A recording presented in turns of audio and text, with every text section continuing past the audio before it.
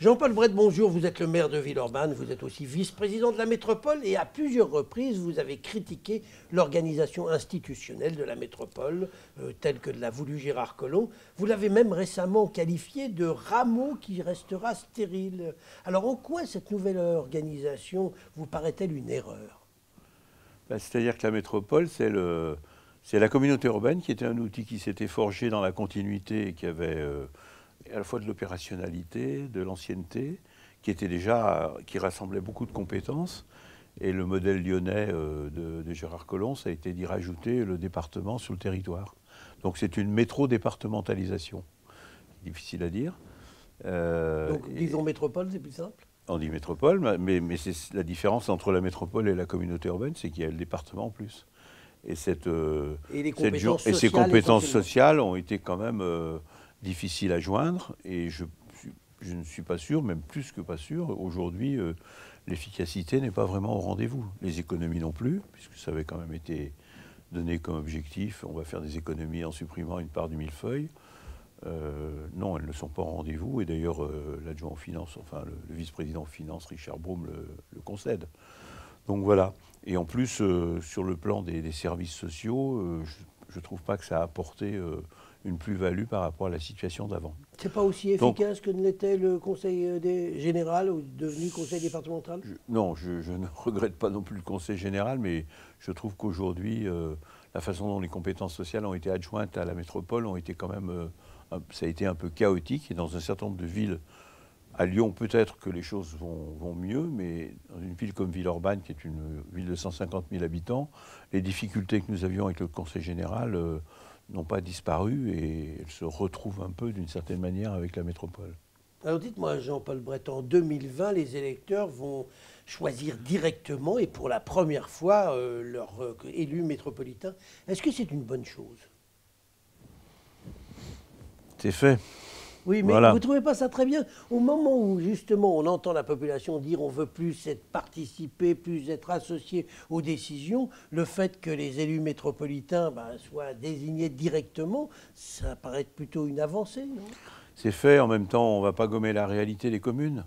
Ce qui fait quand même une richesse de la métropole aujourd'hui et de la communauté hier, c'est que les maires, ou en tout cas les équipes municipales, mais c'est la plupart du temps les maires, étaient représentés au conseil métropolitain, parce que la métropole traite des affaires des territoires, et que ces territoires, ce sont les communes, pour beaucoup des choses qui sont traitées. Donc voilà, après, imaginez par exemple que dans une commune, les élus métropolitains qui soient élus soient tous différents de la majorité municipale de la ville. Puis ça peut arriver, hein, puis il y aura des circonscriptions qui vont regrouper des villes.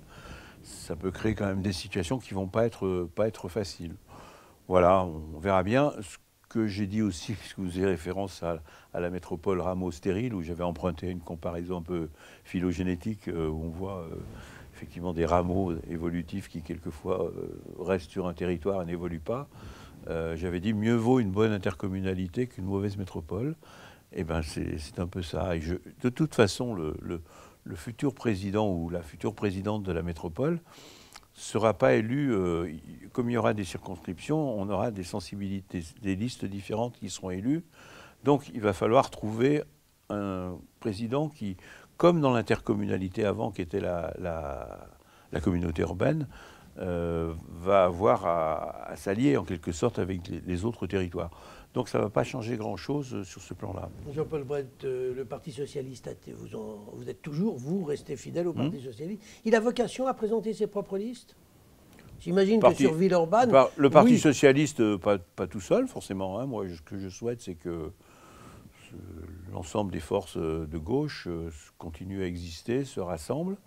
C'est pas facile aujourd'hui, on le sait, on le voit avec les élections européennes. C'est pas facile et d'exister et de se rassembler, mais je pense que, en tout cas, c'est quelque chose que moi je rechercherai à faire et j'y contribuerai à la place qui sera la mienne à ce moment-là. Quand vous dites les forces de gauche, est-ce que La République En Marche en fait partie? Non. Mais ça ne vous empêche pas d'avoir votre premier adjoint qui est La République En Marche. Oui. C'est donc que vous avez les mêmes valeurs puisque vous êtes... Il a été très longtemps socialiste oui, et même quelquefois, il continue à le dire. Alors voilà.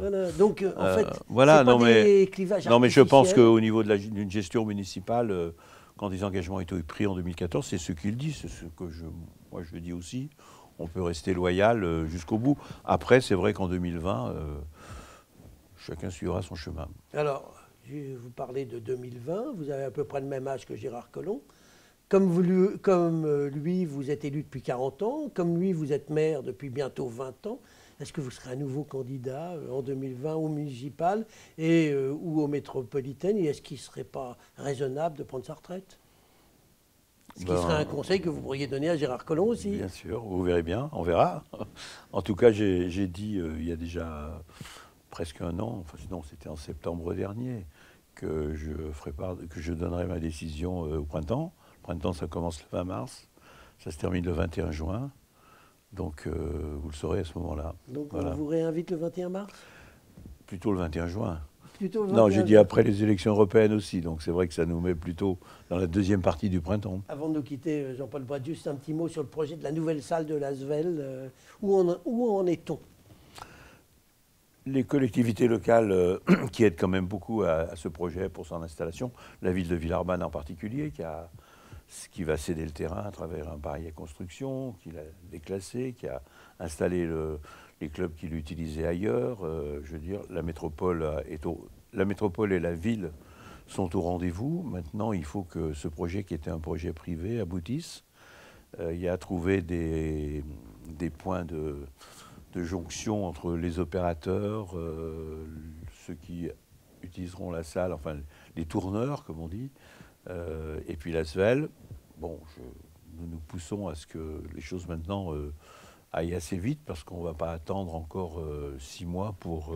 voilà. On a l'impression que Jean-Michel Aulas essaye de vous piquer le bébé. Est-ce que vous en avez parlé directement avec lui? Non, je l'ai vu hier soir, on s'est salué, je lui ai souhaité la bienvenue, ce qui est normal, et lui m'a remercié, il a dit qu'il était très bien accueilli.